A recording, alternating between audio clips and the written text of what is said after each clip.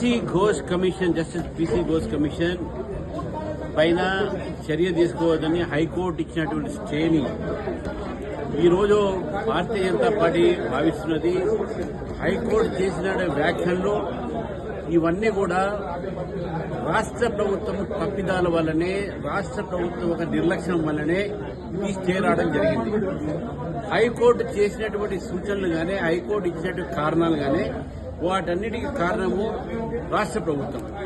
తెలంగాణ కాంగ్రెస్ ప్రభుత్వం ఏతుందో ఈ ప్రభుత్వం ఏర్పాటు చేసినటువంటి justice PC Ghosh commission protocol పాటించలేదని చెప్పేసి, అందులో చాలా ఇర్రెగ్యులారిటీస్ ఉన్నాయని చెప్పేసి ఇవన్నీ కూడా హైకోర్టు చెప్పిన మాట.